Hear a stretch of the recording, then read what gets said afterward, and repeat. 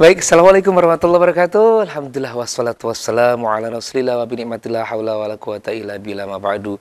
Para pemirsa TV 9 dimanapun Anda berada, apa kabar Anda? Kembali kami menyapa Anda di Hujah Aswaja bareng saya Adi Prastio. Edisi hari ini 7 Agustus 2023. Semoga semuanya dalam keadaan sehat walafiat. Amin Allahumma amin. Baik, seperti biasa pemirsa TV 9 kita hadir dari Hujah Aswaja TV 9 Nusantara bekerja sama dengan Basnas Jawa Timur ya. Dan tema kita di Hujah Aswaja kali ini yakni tentang mengurai kemakburan haji. Oleh karena itu, saya sudah ditemani narasumber kita, Ustadz Fauzi Palestin, tim Aswaja Inusenter Jawa Timur, yang kebetulan beliau juga sudah barusan saja pulang dari haji. Ngoten nggih Ustadz, Assalamualaikum. Waalaikumsalam. Masya Allah, semakin bersinar, semakin apa nih, semakin FYP ya. Bagaimana sehat Ustadz kabarnya nih? Alhamdulillah sehat. Alhamdulillah. Walafiat. Nggih, sampai ke Indonesia hari apa nih Ustadz? Malam Sabtu kemarin nggih. Masya Allah, berarti masih ini berada di keberkahan nih, kita nanti minta doanya semuanya nih. Amin, di amin, sini. amin. Baik Ustadz, kegiatannya di sana saya lihat juga di beberapa channelnya Ustadz juga ada kegiatan tour juga ya Ustadz ya, ke tempat-tempat yang dulu pernah disinggahi Nabi, sahabat Nabi. Bisa ceritakan sedikit nggak Ustadz tentang pengalamannya waktu kemarin itu Ustadz? Sampai di beranda saya itu Masya Allah FYP Ustadz semua. Alhamdulillah ya, ada sedikit kemampuan komunikasi bahasa Arab ya. Masya Allah. Sehingga saya bisa mendatangi tempat-tempat yang mungkin jarang didatangi oleh orang lain. Contohnya Ustadz? Contoh kita datang ke Bi'ru Ghors. Bi'ru Ghors itu sumur di mana Rasulullah SAW itu sebelum wafat pernah berwasiat kepada Sayyidina Ali karramallahu wajhah bahwa ketika nanti Rasul itu wafat agar dimandikan menggunakan Bi'ru Ghors itu. Itu wasiat Nabi. Sehingga di tempat itu terpampang sebuah riwayah bahwa Bi'ru Ghors itu bi'run min abaril jannah. Salah satu sumur surga. Oleh karenanya Nabi Muhammad SAW itu berwasiat kepada Sayyidina Ali agar dimandikan menggunakan Bi'ru Ghors itu. Alhamdulillah masih ada sekarang. Masya Allah. Bentuknya sumur gitu Ustadz? Sumur ya, cuman dibatasi, tapi orang bisa melihat dan di situ ada namanya, kemudian ada riwayat-riwayat hadisnya tentang keutamaan Bi'ru Ghors itu. Boleh disentuh airnya Ustadz? Boleh, bahkan bisa ngambil di air pad itu dan meminum Bi'ru Ghors itu. Masya Allah, senang sekali ya Ustadz. Alhamdulillah. Terus ada lagi nggak Ustadz? Mungkin yang menarik lagi nih tentang ini, perjalanan hajinya Ustadz nih. Yang menarik lagi juga, semisal kita bisa datang kalau di Mekah itu ke Makbarah Abdullah bin Umar ya. Kita tahu Ibnu Umar itu merupakan putra dari Sayyidina Umar bin Khattab yang banyak sekali meriwayatkan hadis-hadis Rasulullah SAW. Dikenal sebagai orang yang alim dan tawadhu. Bahkan Ibnu Umar itu juga orang yang memang selain menghafal hadis juga hati-hati ketika berada di tanah haram. Ya, ketika Ibnu Umar itu mau, mohon maaf, buang air kecil, buang air besar, itu keluar dulu ke tanah halal. Agar apa? Agar versi Ibnu Umar, beliau tidak termasuk orang yang tidak menghormati terhadap tanah haram. Nah, oleh karenanya hal-hal yang seperti ini kita sampaikan kepada jemaah haji, jemaah umroh, agar ketika berada di tanah haram, walaupun berada di hotel, itu senantiasa memperbanyak zikir kepada Allah Subhanahu wa Ta'ala, memperbanyak istighfar, karena tempat itu merupakan tempat yang dimuliakan oleh Allah Subhanahu wa Ta'ala. Di Madinah juga apalagi, karena Rasulullah SAW banyak menyebarkan dakwah Islamiyah di kota Madinah itu, dan banyak sekali peristiwa-peristiwa yang dialami oleh Rasulullah SAW, termasuk di mana ketika sahabat Salman Al-Farisi ya.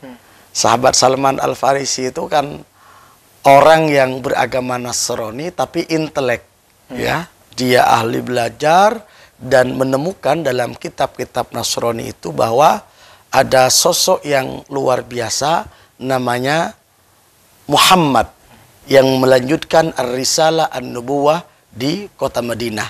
Sehingga dengan pembelajaran intelektual yang dilakukan oleh Salman Al-Farisi, lalu kemudian Salman Al-Farisi itu hijrah ke kota Madinah.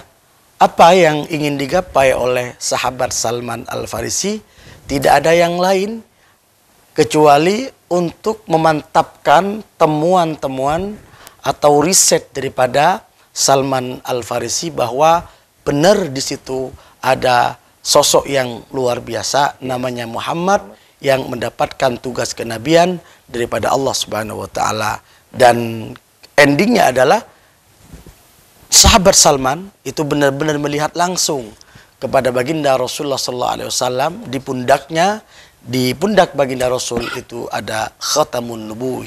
Khatamun nubuwah, bukti bahwa Rasulullah SAW benar-benar menjadi seorang Rasul yang sesuai apa yang dicari oleh sahabat Salman.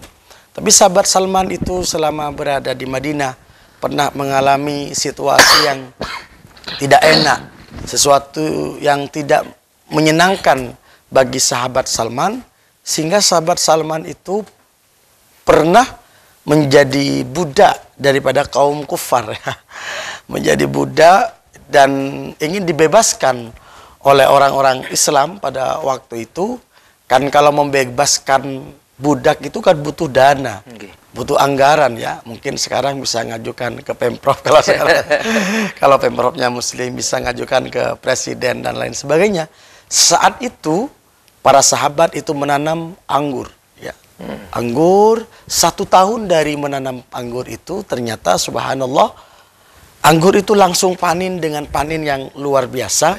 Sehingga karena anggur itu panen dengan panen yang luar biasa, dibuatlah hasil dari panen itu untuk menebus sahabat Salman Al-Farisi yang dengan tebusan itu yang awalnya menjadi budak, Salman Al-Farisi menjadi merdeka karena ditebus oleh para sahabat pada waktu itu. Dah, di situ kita datang ke tempat di mana para sahabat menanam anggur untuk menebus sahabat Salman Al-Farisi. Nah, Alhamdulillah, semoga nanti kita semua yang hadir di sini ya terutama ya. Amin ya Rabb. Juga pemirsa yang ada di rumah, semoga suatu saat ditakdirkan oleh Allah. Amin ya Allah. Amin. Ustaz, tentang ibadah haji yang dilakukan ini, tentang kemabruran, berhaji memang merupakan ekspresi cinta, pengorbanan, dan juga kesetiaan pada agama. Semua orang ini berlomba-lomba juga ingin agar bisa melaksanakan rukun Islam ini, Ustaz. Betul. Kita itu perlu juga menjiwai hakikat berhaji untuk menggapai kemabruran. Nah, pertanyaan ini, Ustaz, apa definisi atau makna kemabruran haji dalam perspektif agama Islam itu sebetulnya, Ustaz? Baik, sebelum masuk kepada definisi ya, perlu kita tahu bahwa Hajjan Mabruran itu tidak sama dengan gelar akademis ya. Oh, beda ya Ustaz ya? Bahkan lebih daripada gelar akademis yang bisa kita tempuh dengan, ya kalau S3 itu 3 tahun, bisa S2 2 tahun, S1 3 tahun setengah. Tetapi Hajjan Mabruran itu ditempuh 1 kali perjalanan dalam proses ibadah haji. Tetapi kalau dia mampu meraih Hajjan Mabruran itu, maka bisyarahnya daripada Kanjeng Nabi Muhammad SAW, laisalahu jazaun illal jannah. Tidak ada balasan yang pantas bagi dia kecuali surganya Allah Subhanahu wa taala. Gelar akademik yang didapatkan kita di kampus-kampus ya.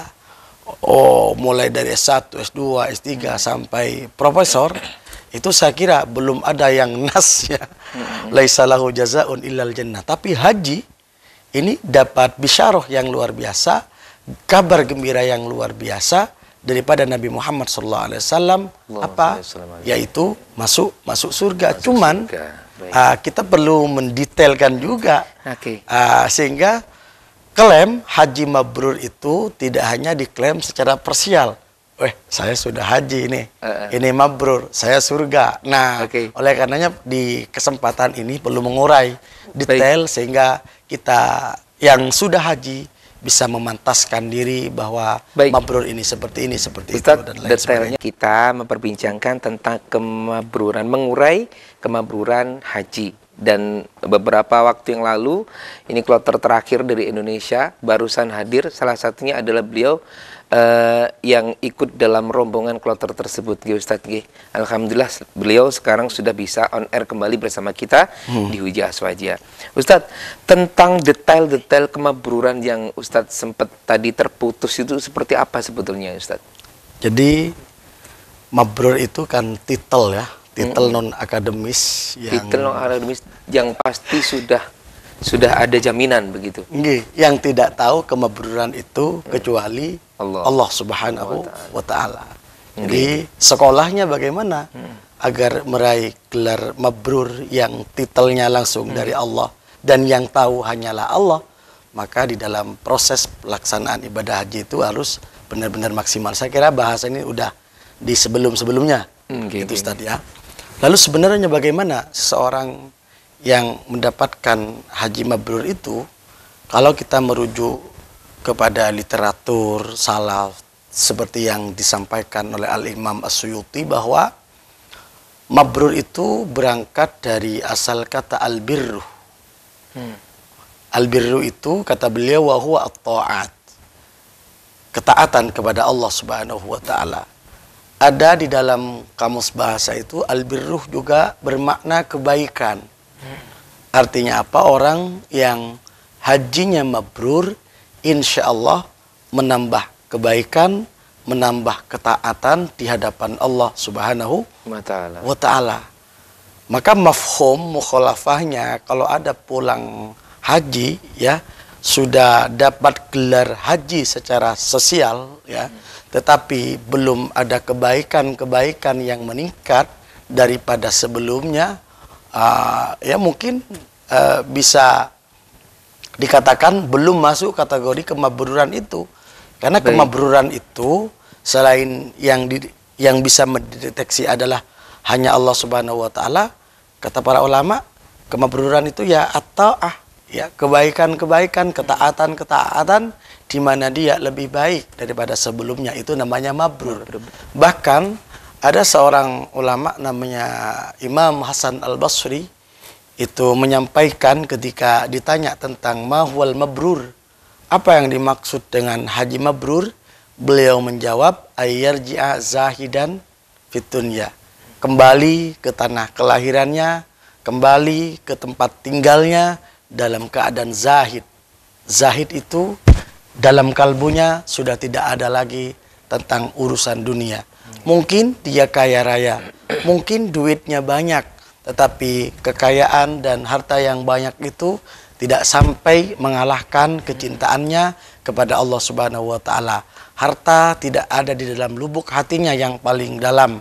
Harta yang ada begitu banyak, begitu besar, dia gunakan sebagai sarana untuk pengabdian dan mendekatkan diri kepada Allah Subhanahu wa taala.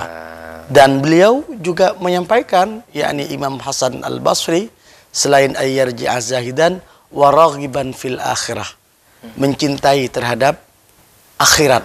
Nah, inilah saya kira pesan penting di dalam kemabruran haji itu, bahwa sepulang dari pelaksanaan ibadah haji, selain kita harus lebih baik, selain kita harus menambah ketaatan kepada Allah Subhanahu wa taala, kecintaan kepada dunia itu bisa dikurangi, bisa diminimalisir, dan kecintaan kepada akhirat itu lebih bertambah, karena tidak ada tempat yang paling kekal dalam kehidupan ini di masa-masa berikutnya kecuali adalah tempat akhirat.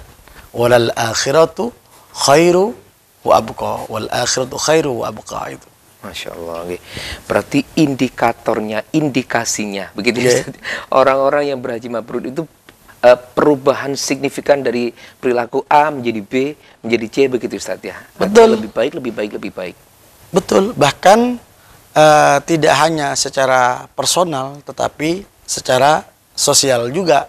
Ketika Nabi ditanya apa yang dimaksud haji mabrur itu wahai Rasulullah, Nabi menjawab, orang yang suka ifsya'us salam, menebarkan kedamaian dimanapun dia tinggal.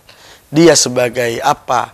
Dia sebagai pimpinan perusahaan misalnya, dia sebagai pimpinan organisasi dan lain sebagainya, minimal sebagai pimpinan rumah tangga atau tokoh di RT, RW dan lain sebagainya, senantiasa menebarkan kedamaian dimanapun dia berada.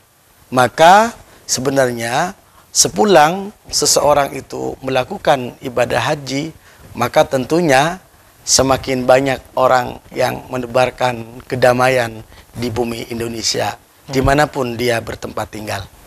Nah itu, kalau mau menebarkan agama lebih kebaikan dimanapun, tapi nunggu tahun-tahunan itu Ustaz. Ya karena memang regulasi di Kementerian Iya. Agama ya begitu. Nah, Baik. kita juga ngikutin aja apa yang menjadi regulasi di Kementerian Agama. Nggih. Ustaz, kemudian apa saja sebetulnya faktor-faktor yang dapat mempengaruhi mencapai kemabruran haji nih, Ustaz, seseorang? Ya kalau di literatur agama kita jelas la yarfus ya.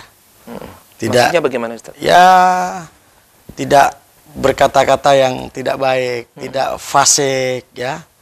Kemudian tidak jidal, melakukan perdebatan-perdebatan atau melakukan hal-hal yang dilarang oleh Allah Subhanahu wa taala dalam setiap tahapan dari satu tahapan ke tahapan berikutnya di dalam pelaksanaan ibadah haji. Kalau sudah lillahi ta'ala, sehingga dalam Al-Quran jelas wa atimul hajja wal umrata lillah. Hanya Allah yang menjadi tujuan penghambaannya, mulai dari satu tahapan ke tahapan berikutnya, mulai dari awal hingga akhir. Ketika dia misalnya melakukan umrah wajib, lanjut dengan proses di wukuf di Arafah, mabit di Mina, Musdalifah, ifadah dan lain sebagainya, itu benar-benar murni karena Allah Subhanahu wa taala. Secara fikih juga sesuai dengan tuntunan-tuntunan fikih yang ada, tidak melanggar konsep fikih yang ada, maka insya Allah dia mendapatkan haji yang mabrur di hadapan Allah Subhanahu wa taala. Namun demikian, kita ini manusia yang penuh dengan keterbatasan. Kita tidak bisa mengklaim ya. Oh, si A mabrur, si A tidak mabrur. Yang ada di sini hanya semacam alamatul qabul, alamatul mabrur ya. Tanda-tanda kemabruran, tanda-tanda bahwa ibadah itu makbul. Ya diantaranya memang wala yu'awidul ma'asi. Di antaranya wala riya'ah, kata para ulama. Tidak ada riya dalam setiap pelaksanaan ibadah hajinya. Haji bukan karena ingin dibilang Pak Haji. Haji bukan hanya ingin mendapatkan gelar di depan ya. Bisa saja orang bergeser niatnya. Bisa saja orang itu tidak sesuai dengan apa yang dikehendaki dalam agama kalau tanpa ada pembelajaran. Oleh karenanya di dalam proses ibadah haji, jauh sebelum kita melaksanakan ibadah haji ada manasikul haji. Ada bagaimana tata cara beribadah haji dengan baik dan benar sehingga ruh ibadahnya itu tertuju kepada Allah Subhanahu wa taala, bukan karena biar kelihatan keren ada hajinya, bukan, tetapi benar-benar hanya tertuju kepada Allah Subhanahu wa taala. Kalau udah demikian, sepulang dia dari melaksanakan ibadah haji, dia tidak terbebani bagaimana orang memanggil dia. Mau bilang haji, mau bilang apa ya terserah ya. Cuman budaya kita, budaya penghormatannya luar biasa ya. Budaya Kalau yang Indonesia. dari sana biasanya dipanggilnya kalau laki-laki biasanya dipanggil apa? Apa nggih? Kalau perempuan Umi. Umi ya. Atau Neng dan sebagainya. Ini adalah penghormatan untuk mereka yang sudah berangkat ke sana ya Ustadz ya. Itu kan kreativitas budaya ya untuk menghormati kepada orang-orang yang melaksanakan ibadah haji dan bisa dijadikan sebagai motivasi ya bagi orang yang sudah melakukan ibadah haji bahwa dia dipanggil abah, dia dipanggil umi oleh keluarga, saudara sekitar agar dia ingat betul bahwa haji yang sudah dilalui kemabrurannya harus dijaga. Membawa perbedaan. Membawa perbedaan yang positif dalam lingkungan kita. Baik Ustadz, kita saat ini sedang ngobrol, memperbincangkan tentang mengurai kemabruran haji bersama Ustadz kita, Ustadz Fauzi Palestine. sebagai narasumber kita pada sore hari ini. Ustadz, tadi juga sudah dijelaskan beberapa ciri-ciri orang yang mendapatkan haji mabrur. Selain itu tadi Ustadz, pergantian perilaku yang ditandai dengan pemberian gelar dan sebagainya, ada lagi nggak sih Ustadz? Itu pemberian gelar itu masuk nggak sih Ustadz? Mboten nggih. Pemberian gelar itu kan produk sosial ya, tetapi di dalam kajian kitab itu juga dibahas juga haji, bagaimana memanggil Pak Haji bagi orang yang sudah haji, begitu. Bagaimana memanggil haji bagi orang yang belum haji, itu sebenarnya terbahas ya di dalam kitab-kitab, tetapi yang paling penting adalah kita benar-benar mempertajam tentang bagaimana makna kemakburan itu, sehingga bagi yang sudah haji ada motivasi kuat bahwa kemakburan ini perlu dijaga. Asas kepantasan kita sebagai seseorang yang haji mabrur perlu dijaga betul. Urusan laisalahu jazaun illal jannah itu kan nanti yang perlu dirawat bagaimana perilaku sosial kita, perilaku kehidupan kita di tengah-tengah masyarakat. Sehingga dalam Musnad Imam Ahmad itu, bahwa ketika Rasulullah ditanya tentang soal mabrur, Nabi dawuh gimana? It'amut ta'am. Jadi orang yang bergelar haji mabrur itu tidak pelit, ya, ringan tangan, suka memberi kepada orang lain. Yang awalnya agak pelit ya, pulang dari haji ternyata dia tambah pelit. Tambah pelit. Ya, pulang dari haji dia nggak pelit. Ya, itu udah masuk kategori tanda-tanda kemabruran. Tapi sekali lagi kita hanya melihat alamatil qabul, alamatil mabrur saja. Jadi, yang kedua, tidak hanya ringan tangan, suka berbagi, ya, tetapi thayyibul kalam. Perkataannya baik, perkataannya menyenangkan, tidak menyakiti kepada orang lain. Karena sepatah dua patah kita yang membuat orang lain meneteskan air mata gara-gara ucapan kita, itu dosa besar, kezaliman. Sehingga Rasul itu pernah bilang kepada sahabat, wallah la yu'min, wallah la yu'min, wallah la yu'min. Orang itu nggak beriman, kata Nabi. Sahabat tanya, siapa itu Rasulullah yang jenengan maksud? Orang yang tidak beriman itu. Nabi menjawab, orang yang lisannya itu membuat orang lain tidak nyaman. Nah, orang lain tidak tentram, orang lain tidak bahagia gara-gara lisannya. Maka Rasul tidak mengatakan dia sebagai orang yang beriman. Rasul sampaikan, wallah la yu'min. Inilah pentingnya kenapa di antara tanda-tanda kemabruran itu, atau min alamatil qabul, min alamatil mabrur, adalah thayyibul kalam. Perkataannya itu baik. Perkataannya santun, menyejukkannya TV9 kayak ya. TV9 dong. Kepada orang-orang di sekitarnya, kepada siapapun dia. Nah, ini yang saya kira menjadi motivasi penting untuk kita bersama, yang kemudian oleh para hujjaj dijadikan sebagai motivasi, sehingga hadir di tengah-tengah masyarakat.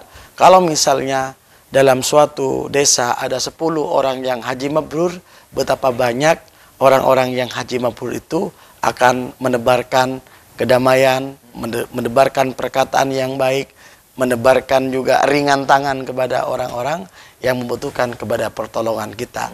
Maka saya tertarik apa yang dibahas oleh Al-Jurjawi dalam Hikmatut Tasyri' wa Falsafatuhu, bahwa madrasah yang paling luar biasa itu adalah perjalanan ibadah haji.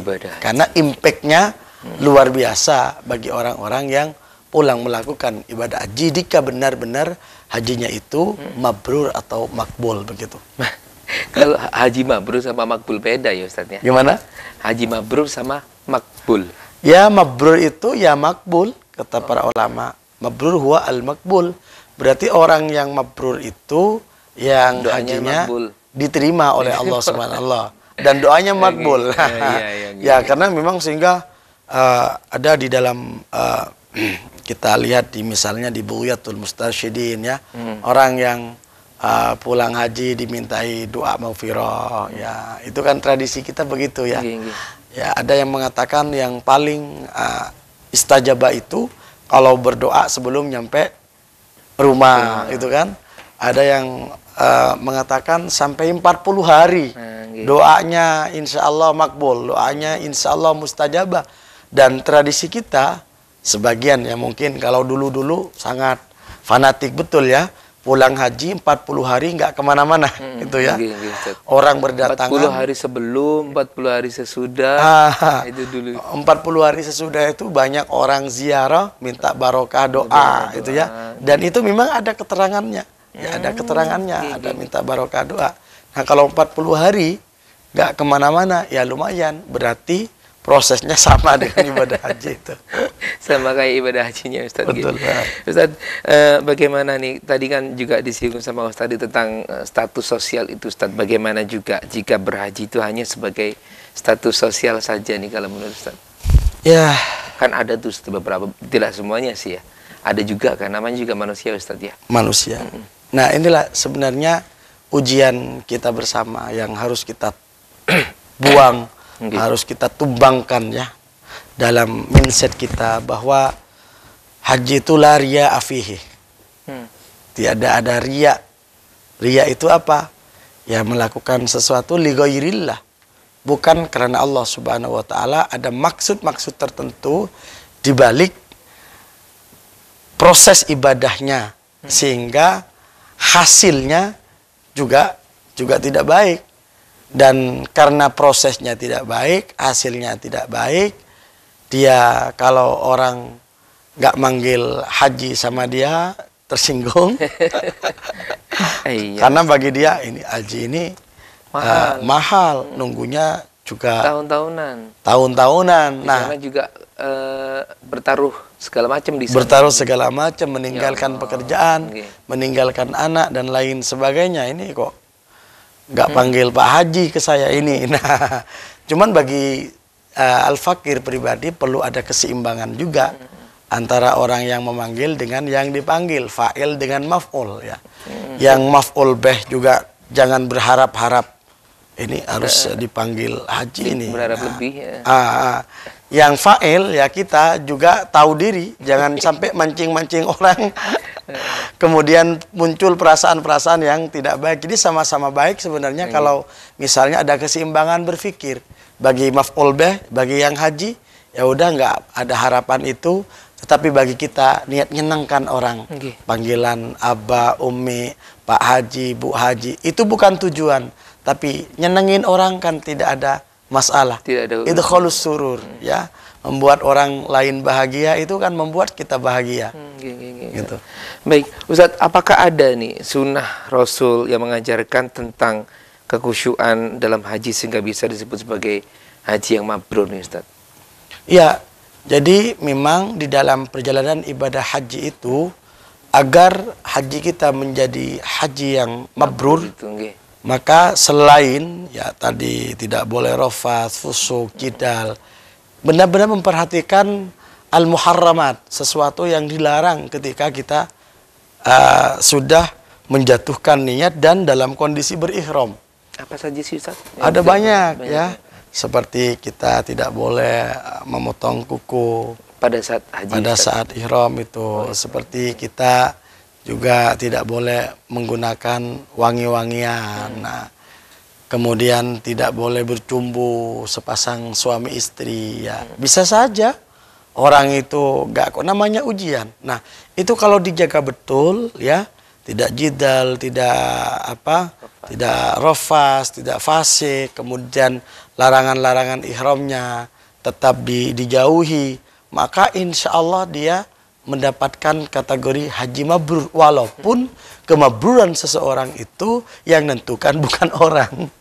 Balik lagi kepada Allah Subhanahu wa taala. Balik lagi kepada Allah Subhanahu wa ta'ala. Yang punya hak prerogatif begitu Ustaz. Nggih. Tentang perjalanan haji nih Ustaz.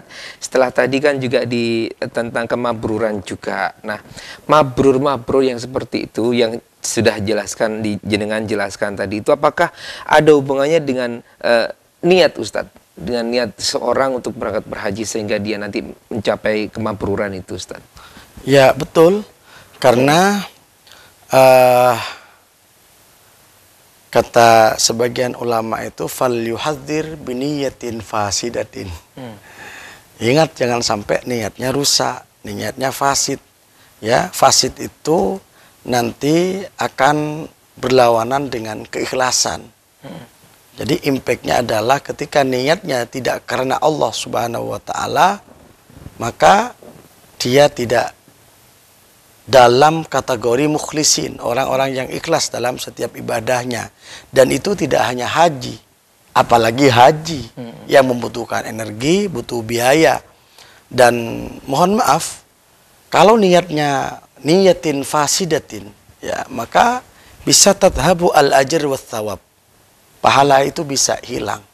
Sehingga dulu Nabi Muhammad SAW ketika ada seorang sahabat datang kepada baginda Rasul menceritakan tentang sahabat yang lain yang ibadahnya rajin, luar biasa, tetapi tidak kepada Allah, tidak tertuju kepada Allah Subhanahu wa ta'ala. Nabi jawab, gimana? Seorang itu tidak mendapatkan apa-apa di hadapan Allah. Sehingga Nabi tegas menjawab, innallaha la yaqbalu minal amal illa ma kana lahu khalisan wa btughiya bihi wajhu.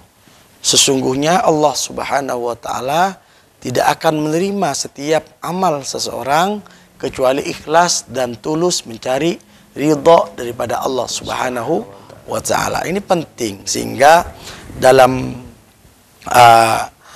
riwayat Ibnu Majah, ya, ketika kita mau haji, Allahumma hajjatan la riya'a fiha. Ya Allah, ya, saya melakukan ibadah haji yang di dalam ibadah haji ini tidak ada riya sedikit pun. Haji ini hanya untuk Engkau, ya Allah. Maka kalau sudah dalam proses itu benar-benar murni karena Allah Subhanahu wa ta'ala, tidak ada tujuan yang lain kecuali penghambaan. Tidak ada keinginan mendapatkan pujian daripada orang lain. Tidak ada keinginan untuk mendapatkan penghargaan berupa panggilan atau setempel haji di awal namanya. Tidak ada. Hanya karena Allah Subhanahu wa ta'ala, yakinlah insya Allah yang demikian itu hajinya adalah hajjan mabruron. Walaupun sekali lagi gelar itu yang memberikan hanyalah Allah Subhanahu wa ta'ala. Maka kita tidak bisa memberikan klasifikasi bahwa wah itu hajinya nggak mabrur, saya hajinya mabrur. Gitu kan? Itu nanti masuk neraka gitu. Nah, itu nggak bisa. Yang ada di sini hanya adalah tanda-tanda indikasi bagaimana haji, dan tanda-tanda ini bukan dijadikan sebagai sarana kita lalu kemudian membangga-banggakan, oh saya ini sudah lebih baik ini. Karena orang baik itu tidak akan merasa bahwa dirinya sudah menjadi baik. Orang baik itu selalu ada perasaan bahwa dia dalam proses untuk menjadi orang baik. Ya. Bahaya kalau ada seseorang sudah punya perasaan dia menjadi orang baik. Orang baik. Dia bisa menjadi tidak baik karena ada perasaan dirinya sudah menjadi baik atau barangkali menjadi baik, lebih baik daripada orang lain. Nah, ini sudah geser masuk ke iblis ini. Iblis itu orang yang ahli ibadah, tapi kemudian dia terjungkal martabatnya di hadapan Allah Subhanahu wa ta'ala gara-gara ana khairun minhu, kata iblis. Saya lebih baik daripada Nabiullah Adam alaihissalam. Maka hati-hati dengan mengelola hati. Hati-hati dengan mengelola jiwa. Alhamdulillah di Ahlussunnah wal Jamaah, di Nahdlatul Ulama, kita belajar tentang tasawuf Al-Ghazali, tasawuf Junaid Al-Baghdadi. Disitulah perlu ada keseimbangan antara al-amaliyah, ya, ubudiyah kita dengan al-a'mal al-qalbiyah, dengan aktivitas hati kita, sehingga benar-benar sesuai dengan apa yang menjadi keinginan Allah Subhanahu wa ta'ala. kita sebagai makhluk menggapai ridha Allah Subhanahu wa taala. Oke. Baik, seperti itu. Ustadz, ini tentang haji ini kan juga kadang-kadang ada yang menyebutkan identik dengan berada di sebuah tempat-tempat khusus nih Ustadz. Oke. Kayak sa'i dan lain sebagainya. Itu bagaimana Ustadz? Adakah kisah khusus juga tentang tempat-tempat ini kenapa didatangi haji dan bagaimana ini seperti itu Ustadz? Iya, jadi memang haji itu sebenarnya kalau kita melihat sejarah jauh sebelum Nabi Muhammad Shallallahu Alaihi Wasallam. Allahumma sholli wa sallim wa barik. Zaman Nabiullah Adam alaihissalam, ya, kemudian Nabiullah Ibrahim alaihissalam. Ada banyak pelajaran-pelajaran penting, ya. Bahkan di sekitar Ka'bah itu ada makom Ibrahim. Ya, kalau kita lihat itu semacam jejak kaki Nabiullah Ibrahim alaihissalam. Kita sering baca Rabbi adkhilni mudkhala sidqin wa akhrijni mukhraja sidqin waj'alni min ladunka sultanan nasira. Nah, tidak hanya itu yang paling penting dalam proses ibadah haji itu, bagaimana proses ibadah haji itu menjadi sebuah perenungan yang paling dalam yang membuat kita hilang penyakit-penyakit yang menempel dalam hati kita bersama. Contoh misalnya ketika kita melakukan ihram, pakaian kita sudah tidak menggunakan pakaian yang berjahit. Pakaian kita serba putih. Itu tandanya bahwa pada saat itu kita diingatkan betul oleh Allah Subhanahu wa taala bahwa ending manusia itu tidak akan membawa sesuatu yang paling dia banggakan, baik secara hakiki maupun secara majazi.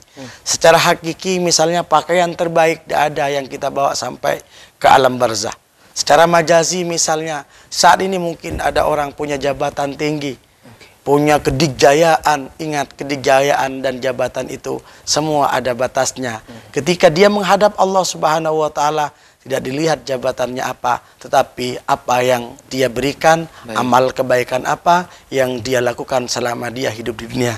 Syukur-syukur punya jabatan, lalu kemudian jabatan itu dijadikan sebagai sarana untuk melakukan hal-hal yang lebih besar, manfaat al-masalih al-ammah, kemaslahatan yang sangat global terhadap umat Islam. Saya kira itulah yang menjadi motivasi besar bagi kita sebagai umat Islam di dalam melakukan ibadah haji. Baik, nah ada beberapa pertanyaan juga yang sudah dijawab oleh Ustadz kita, dan ada satu lagi di pertanyaan Ustadz tentang kemabruran haji kita nih. Bagaimana konsep tawaf, sa'i, dan wukuf yang berhubungan dengan kemabruran haji itu Ustadz? Jadi kita lihat di dalam literatur itu antakuna a'malu hajjihi muwafaqatan li sunnati nabiyina Muhammadin sallallahu alaihi wasallam. Teknis pelaksanaan ibadah haji kita harus mencocoki sesuai dengan apa yang dicontohkan oleh Nabi Muhammad sallallahu alaihi wasallam. Sesuai dengan sanatnya. Sanatnya ya, seperti kita melakukan tawaf misalnya. Dalam tawaf pundak kiri harus lurus kepada Ka'bah. Kemudian dalam sa'i itu kita melakukan putaran-putaran ya, sesuai dengan apa yang dicontohkan oleh Nabi Muhammad SAW. Ketika tanjakan kita baca innas sofa ya wal marwata min syairillah faman hajja, dan selainnya. Tidak hanya itu, semua min sifati Rasulullah, termasuk ya ketika kita misalnya berada di suasana wukuf di Arafah ya, kita nggak kemana-mana, tetapi kita melakukan sholat jamak di situ. Sholat jamak takdim ya, sama jamak Ustaz. Ya kita nggak kemana-mana. Ketika kita lihat secara landasan fikih misalnya, ya sulit ditemukan syarat-syaratnya jamak seperti apa. Tetapi ini min sifati Rasulullah sallallahu alaihi wasallam. Rasulullah sallallahu alaihi wasallam dulu menjamak. Nah, inilah saya kira bagian daripada mutabi'atun atau muwafaqatun li nabiyina Muhammad sallallahu alaihi wasallam, ikut dan mencocoki terhadap apa yang dilakukan oleh baginda Rasulullah sallallahu alaihi wasallam. Saya kira itu parameter kemabruran yang secara zahir ya, secara zahir. Tetapi secara apa ya? Secara hakiki ya kita tidak tahu. Soalnya kita ada wilayatus siha, ada wilayatul qabul. Wilayatus siha dan qabul itu apa aja Ustaz? Wilayatus siha itu ya berkenan dengan ini sah apa enggak. Oke. Itu fikih yang berbicara. Baik. Tetapi wilayatul qabul itu nanti dimensi hati, ya, dimensi hati selain ditunjang dengan dimensi fikih. Nah, dimensi qabul inilah yang tidak ada yang mengetahui kecuali Allah. Baik, baik, Masya Allah. Oke. Ustadz, nih tanpa terasa nih kita sudah berada di penghujung perjumpaan kita untuk edisi hari ini, Ustadz. Semoga nanti ketemu di episode Amin, berikutnya. Berhubung guru kita nih pemirsa baru pulang dari haji yang hitungannya masih jam ya, masih jam lah. Ini pasti doanya makbul-makbulnya. Ini mohon doanya Ustadz untuk kita yang ada di studio, juga semua pemirsa yang ada di rumah nih Ustadz, biar diijabah langsung dan diaminkan oleh malaikat yang sekarang lagi mengitari Ustadz nih. Amin. Bismillahirrahmanirrahim. Alhamdulillah rabbil alamin. Amin. Allahumma salli ala Muhammad wa ala ali sayyidina Muhammad. Kama sallaita ala sayyidina Ibrahim wa ala ali sayyidina Ibrahim wa barik ala sayyidina Muhammad wa ala ali sayyidina Muhammad. Kama barakta ala sayyidina Ibrahim wa ala ali sayyidina Ibrahim fil alamin innaka Hamidun Majid. Allahumma inna nas'aluka minal khairi kullihi ma 'alimna minhu wa ma lam na'lam. Wa na'udzubika minasy syarri kullihi ma 'alimna minhu wa ma lam na'lam. Allahumma inna nas'aluka ridhaka wal jannah wa na'udzubika min sakhatika wan nar. Allahumma inna nas'aluka al 'afwa wal 'afiyah. Allahumma inna ala dinina bid dunya wa ala dunya bit taqwa wa ala taqwa bil amal wa ala al amali bit tawfiq wa ala jami' dhalika al mufdi wa ila ridhaka al munhi wa ila jannatika al mashub dhalika bin nazar ila wajhika al karim. Ya Allah, ya Allah, ya Rabbah, ya Rabbah, ya Ghawthah, ya Ghawthah, ya Akramal Akramin. Allahumma ij'al hajjana hajjan mabrura wa umratana umratan mabrura wa sa'yana sa'yan mashkura wa dhanbana dhanban maghfura wa tijaratan lan tabur ya 'alima ma fis sudur akhrijna min adh-dhulumati ila an-nur. Allahumma balligh ahlana wa balligh dhurriyyatana wa balligh auladana wa balligh ashabana wa balligh ikhwanana وبلغ زائرنا وبلغ من أحب إلينا وبلغ من أساء إلينا للمكة والمدينة للحج والعمرة وزيارة نبينا محمد صلى الله عليه وسلم بجاه رسول الله وبحق لا إله إلا الله محمد رسول الله صلى الله عليه وسلم. اللهم زدنا ولا تنقصنا واكرمنا ولا تهنا واعطنا ولا تحرمنا وآثرنا ولا تؤثر علينا واردنا وارد علينا. ربنا هب لنا من أزواجنا وذرياتنا قرة أعين واجعلنا للمتقين إماما. ربنا آتنا في الدنيا حسنة وفي الآخرة حسنة وقنا عذاب النار وأدخلنا الجنة مع الأبرار يا عزيز يا غفار يا رب العالمين. وصلى الله على سيدنا محمد وعلى آله وصحبه وسلم والحمد لله رب العالمين. الفاتحة.